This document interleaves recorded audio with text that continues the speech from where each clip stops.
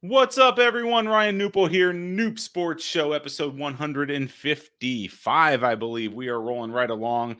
Super excited to have another guest with us today. I'll introduce him in just a second. I'm excited to dive into his story a little bit. First of all, thank you all for tuning in, watching the Noop Sports Show, and supporting it. Hope you're doing well wherever you're at. Lots going on in the sports betting industry here in the United States. So always something to talk about. If you want to talk to me, I'm Ryan Newpel out on LinkedIn or anywhere. You can shoot me a message and chat from there.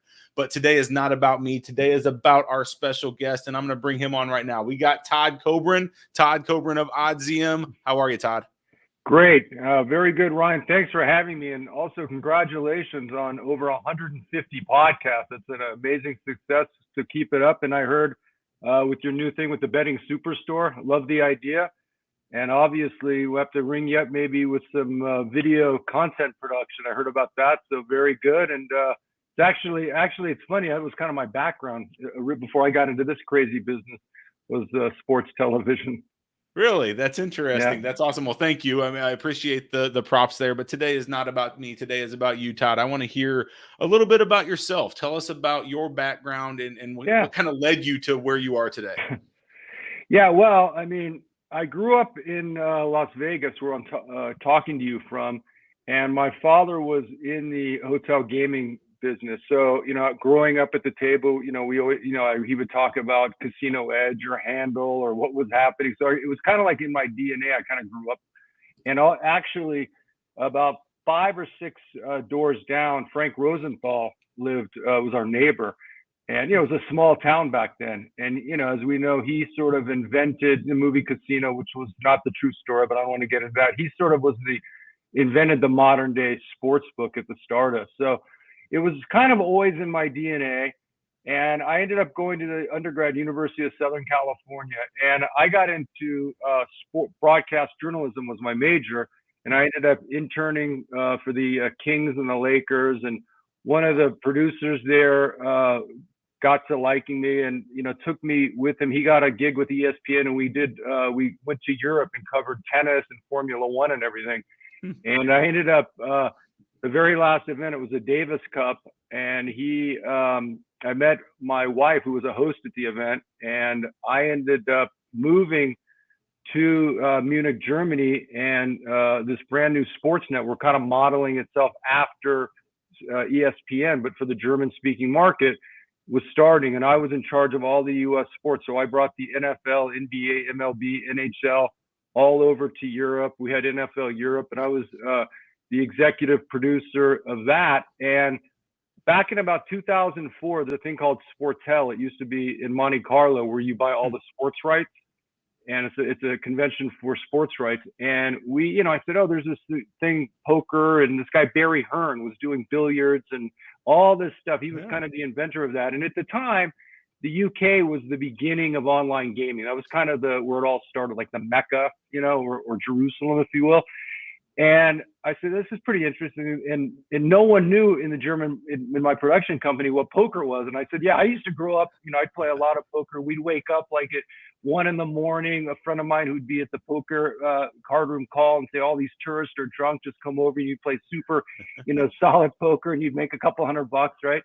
And so I said, yeah, this is good. So I got in charge of poker, and this is like 2000 and beginning of 2004 in the German market. So I met like all the guys at Party, Bwin, Full Tilt Poker Stars, and they all wanted. It was very similar to what it is now. All of them were trying to move into the German-speaking market for new revenue streams, just like how it is everything repeats itself. I've been in this business since basically 2004. Yep. So, I've been in it a long time, and, I've launched products in like 40 countries. And so 888 was one of the companies. Our network had been bought about 2 years ago, and like the bean counters were starting to control the company. So instead of like an 8-camera shoot, you can only do 5 cameras. You couldn't fly 2 days before, to really do good journalism work. You could only go a half a day. So it was getting more tighter. You couldn't be as creative. And this came along, and with I'd covered like 10 Super Bowls, 4 Olympics, and then poker TV I could do like with one hand tied behind my back, right?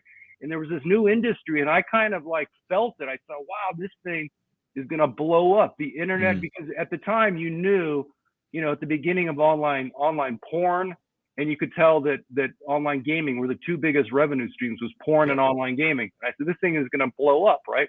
And it's like a perfect fit. I already have the TV background and the marketing, and I had also, like, about 10 years before that, gotten a master's in Munich in international business. So I said, it was like all coming together. And then my background, knowing gaming, was just like, I grew up in it. Like, I didn't have to learn it, right? It was just like natural to me, right? And so I went to go work for 888, and it was before the company had gone public. And then, we were moving along, and, the US was a pretty good market, not as big as Party and everything. But then you remember Black Friday, we were public. Everyone, very well. We had to get out, but we only had, at the time, we were pretty diversified. We only had about 40% of our revenue, as opposed, like, at the time, Party and some of these other guys had like 90% in the US. So, and then at 888, I was there for close to 9 years, had many various senior roles, including, I was the guy who sort of invented that whole thing with at the WSOP with the flop shot and doing all the players and all that stuff with the caps and all that stuff. And then I was put in charge. 888 only had poker and casino at the time. They wanted to get into sports betting. And so I was the guy who launched our 888 Sports. And, then got into live dealer. And then, I basically did a lot at the company, probably 40 different countries. And my last thing was, I brought them, do you remember about in 2013, Ultimate Gaming was the first regulated gaming site in the United States, Fertitas.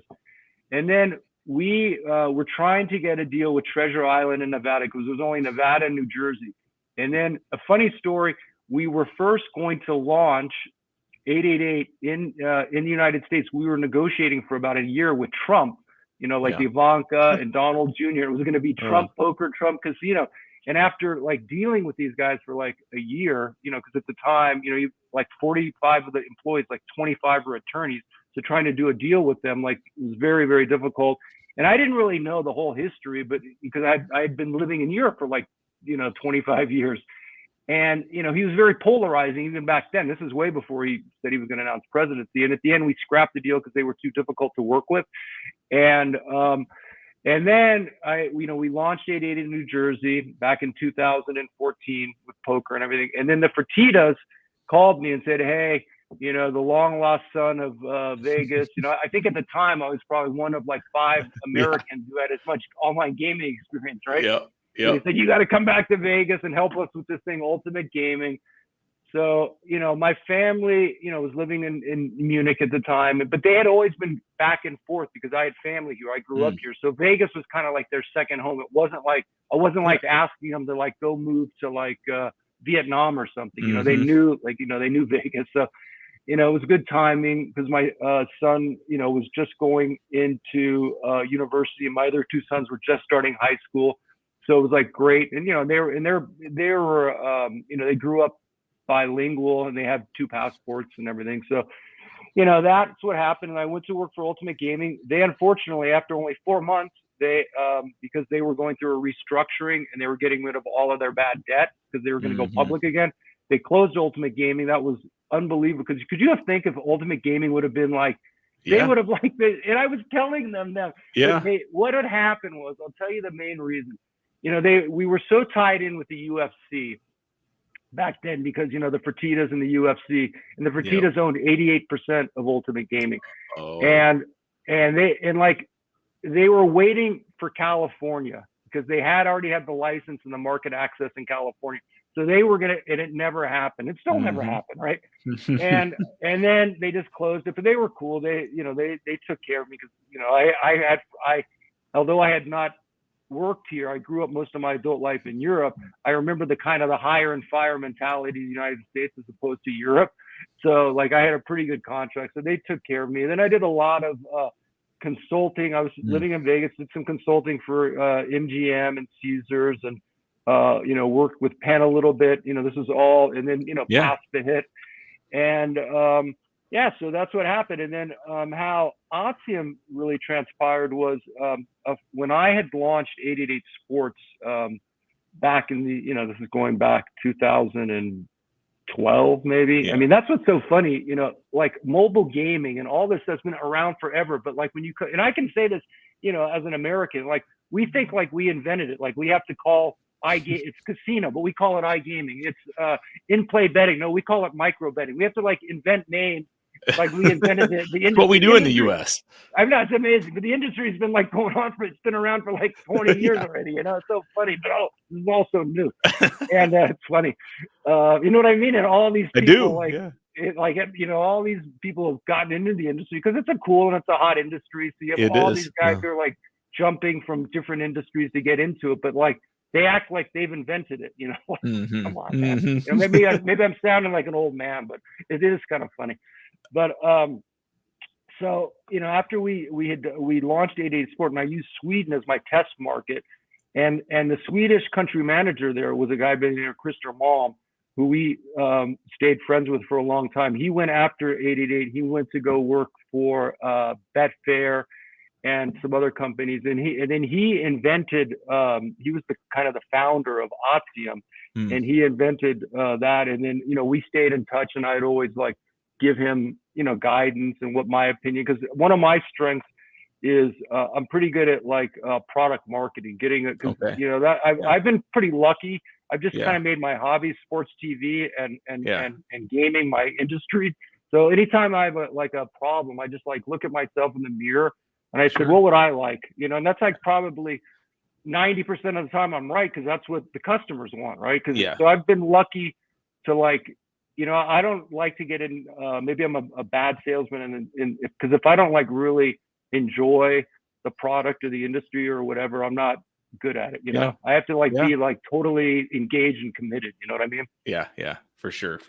Yeah, man, what a great story. I can tell you're an industry veteran. I can tell you're a storyteller as well. That's what I like about you, Todd, already, is that you have stories in this industry that many don't have, because I've been around in this industry. I don't want to get into I don't want to get into some of the old times when this industry was starting. It was we'll take those off camera. We'll take those over lunch sometime. We'll talk about the Bodog days and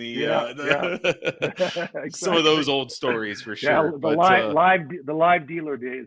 But you're making it very easy on me here. You're just, you know, as a host, you never know how it's going to go. And you're just going through everything that I wanted to ask you one by one. You're just like checking them off. Boom, boom, boom, boom, boom. But let's dive into Oddsium. I really want to spend some time talking about Oddsium and what it is. I thank you so much for kind of going through your past and talking about what you've done. Man, some great experiences there. But let's really dive into Oddsium. What is Oddsium? What's its purpose? What role is it going to play in the market? Tell us a little bit about it. Yeah, so Oddsium, what Oddsium, we fall into the I would say the affiliate marketing space, if you will. So we're an aggregator, but we're not like, I mean, I'm not sure if you're familiar with OddsChecker, the original aggregator. Sure.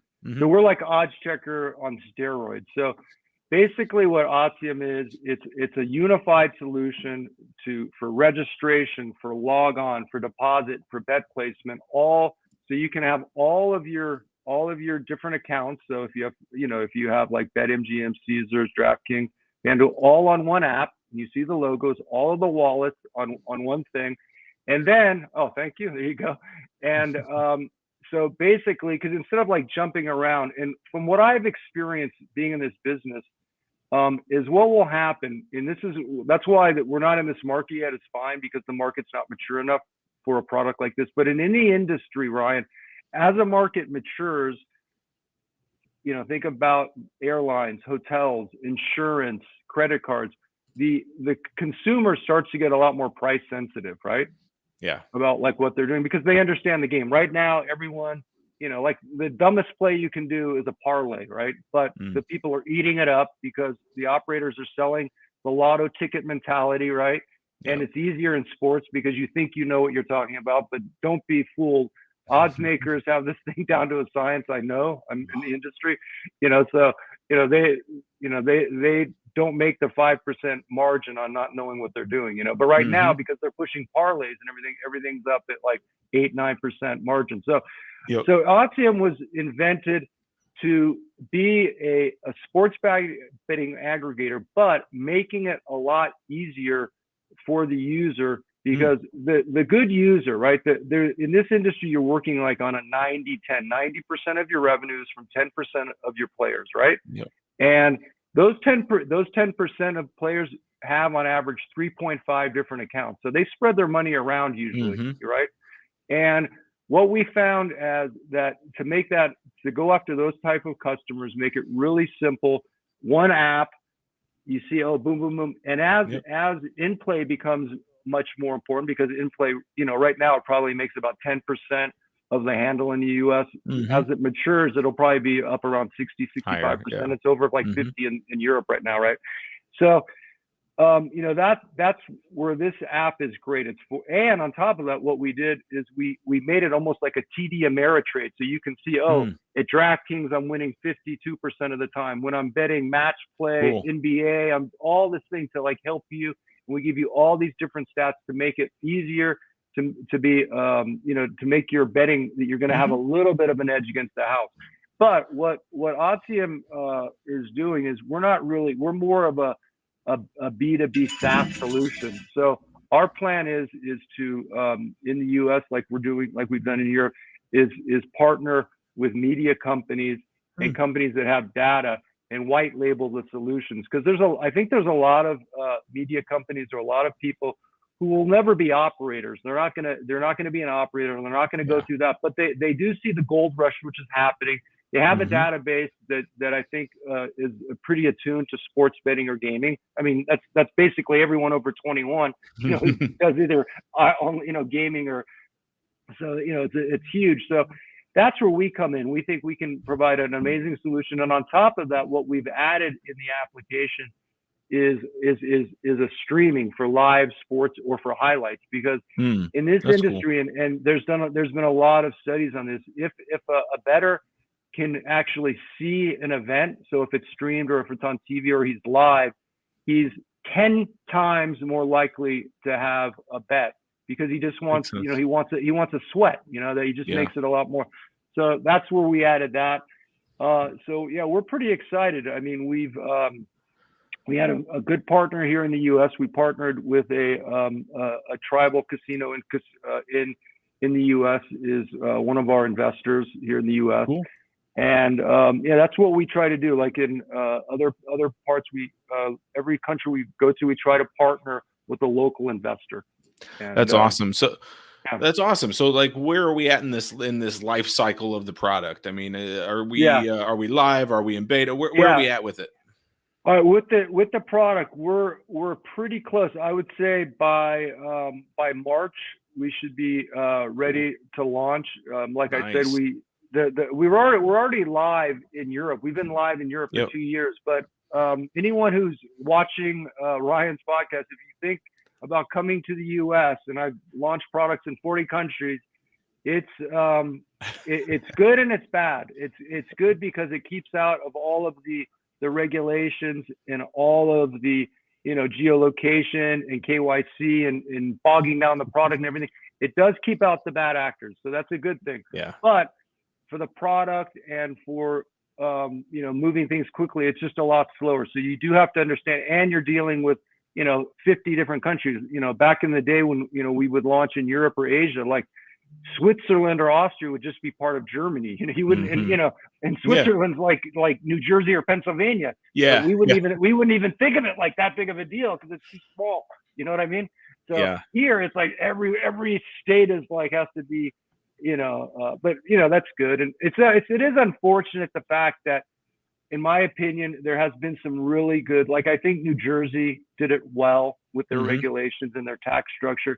And I don't know why. I guess they just have to justify their jobs. Like everyone has to try to reinvent, like do it over a different way, right? like Nevada's like, when it comes to like, the gaming commission, it's like the gold standard. Like if you can be regulated and get a license in Nevada, that should be like your ticket, and like all these other, but they just like have to form these new commissions, and it's like ridiculous. It's so silly because like New York, like what were they thinking? I mean, I think it's amazing and the numbers speak for themselves, but like that's just a play to say we're in New York and we have millions of players. I mean, you're gonna, for the operator at the end to make, until they get, because what everyone's trying to do right now, this is my opinion, because the big play is casino, iGaming. That's where your bigger margins are.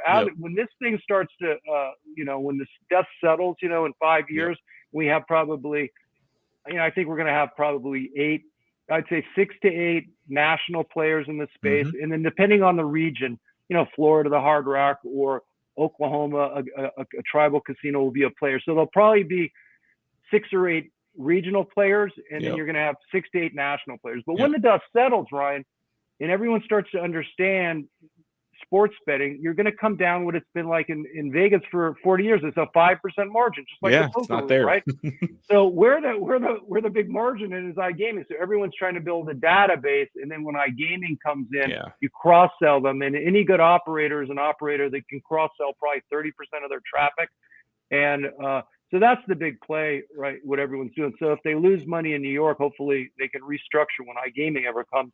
The tax rate or whatnot, at least the operators, everyone get their money back somehow. Yeah, well, I mean, like you said, I mean, things repeat itself, right? I mean, that prediction's based on things that have happened over and over in different areas of the world. I mean, and so I think you're not far off with that prediction on what we're about to see. I mean, but I don't think, I think when the dust settles, I think 80, I would say, if I had to put the line of over under, I would probably put my line at 80% of the population by 2025 will have some form of regulated sports betting, and about my over/under line for iGaming is about 30. I put about 38% of the population. I like it. I'll take the over.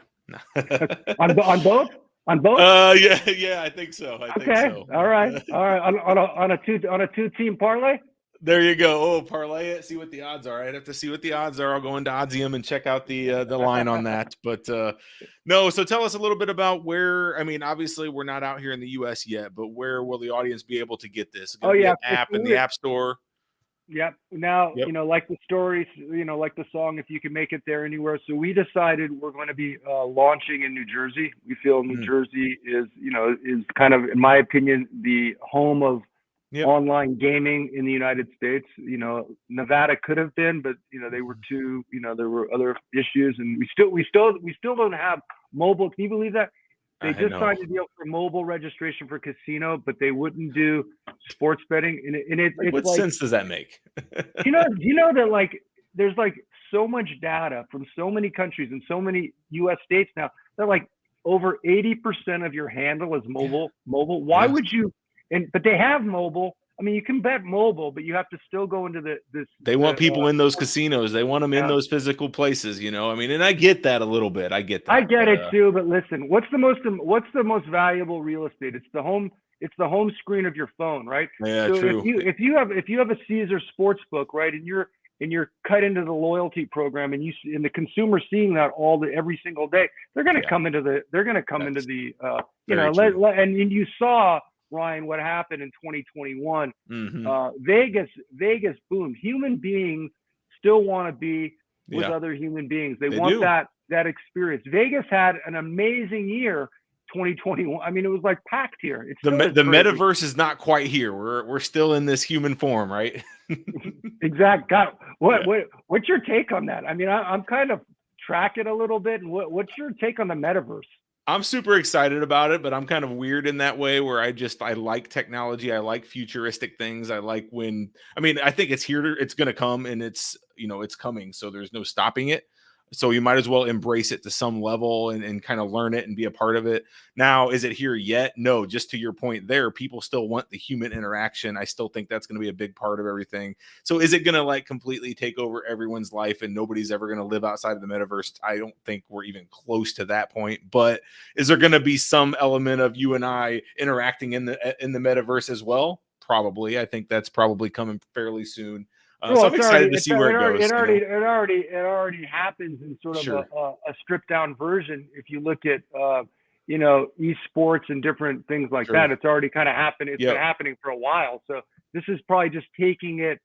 I think it's going to be, because that's already happening. I think it's more some of these experiences like maybe shopping or checking out an exotic island or a travel thing before you go, and really getting more of a sort of a experience. I think that's how it's going to be. I think I'm intrigued by it. I enjoy the NFT space and the crypto space and all of Yeah, that. yeah, me I've too. enjoyed Yeah. kind of investing some time into that. So Oh anyway, yeah, back on that's track something here. yeah.